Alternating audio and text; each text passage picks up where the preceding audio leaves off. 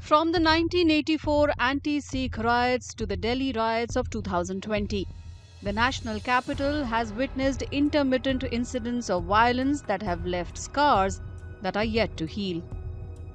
As the Delhi Assembly polls approach, victims and survivors of these traumatic events are asking whether they can make their voices heard through the ballot box.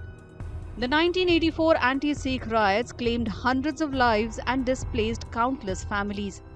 The scars of the riots following the assassination of then Prime Minister Indira Gandhi remain etched in the memories of survivors. देखो, पहली बात तो ये लोग कहते हैं दंगा। ये दंगा नहीं था, ये सरकारी कत्लेआम था। सरकार ने हमारे साथ कत्लेआम करवाया है। हजारों सिखों का कत्लेआम हुआ है। हजारों घर बार उजड़ गए, बहन बेटियों के सुहाग उजड़ गए, माओं के लाल चले गए, बहनों के भाई चले गए, बहन बेटियों की इज्जतें लूटी गईं। बहुत कुछ करा सरकार ने। कांग्रेस पार्टी का उस टाइम राज था। चलो, कांग्रेस ने करा तो कांग्रेस ने भरा भी। कई साल तक हमारे को कोई पूछने नहीं आया था। Several victims received compensation and other forms of assistance from the government, which they say was grossly inadequate. हमारे जिंदों को टायर डाल के जलाया है, हमें कोई मदद नहीं दिया है। क्या मदद दी? 3.5 लाख रुपए हमारे आदमियों का मोल है, हमारे बच्चों का मोल है।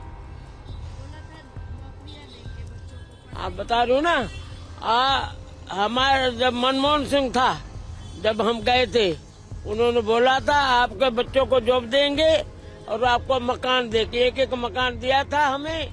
उसमें हमारे बच्चे सियाने, हमें पैसे थोड़े बहुत दिए थे। उन पैसों का बच्चों को मकान दिला दिए। हम ऐसे कैसे भूखे नंगे बैठे हुए हैं बेटा। In 2020, the Delhi riots once again exposed the city's communal fault lines. Protests against the Citizenship Amendment Act or CAA escalated into clashes between anti-CAA and pro-CAA groups, which transformed into full-scale riots that lasted 10 days. Over 53 lives were lost, neighborhoods were destroyed, and communities were torn apart. Here too, victims complain about promises made but never kept. नहीं, कोई मुआवजा नहीं मिला, कोई मुआवजा नहीं मिला है।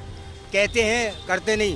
नौजवानों की नौकरियों के लिए बोला, जो मौजूदा सरकार के वादे की, क्या लग रहा है कि कुछ नहीं, इस टाइम बेरोजगारी पड़ी है सारी। कोई मतलब सरकारी नौकरी या कोई प्राइवेट नौकरी या कोई कारोबार। मुआवजा तो देखें, ऊँट में जी रहा है। ये मुआवजे को तो आप जानती हैं कहीं कुछ नहीं होता। अगर किसी का 50 लाख का नुकसान है, उसे 5-10 हज़ार का चेक दे दिया, 10-20 हज़ार का, तो उससे होता क्या है? वो तो ऐसे है बस ज़रा सा जो है, जैसे जहाँ पे ऑपरेशन की ज़रूरत हो वहाँ आप जो है एक टैबलेट खिला के छोड़ दें मरीज़ को, तो मरीज़ तो फिर मरेगा ही। जो है उसके मरने में 1-8 दिन की देरी हो जाएगी। चलिए।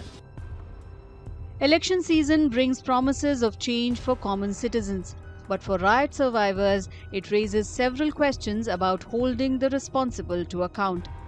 Expectations are high, but so is cynicism over meaningful action. तो यहाँ तो काम तो किसी ने कराया ही नहीं है। दंगे तो ये अभी हुए हैं, बाहरी लोगों ने दंगा करा है, क्षेत्र के लोग उसमें शामिल नहीं थे।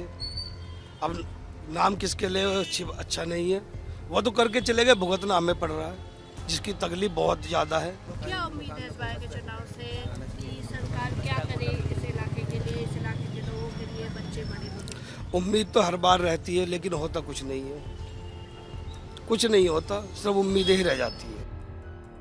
For victims of communal violence, scars may heal with time, but the trauma of losing loved ones, life savings, or belongings never fades. What also remains is the hope for justice, rehabilitation, and meaningful change.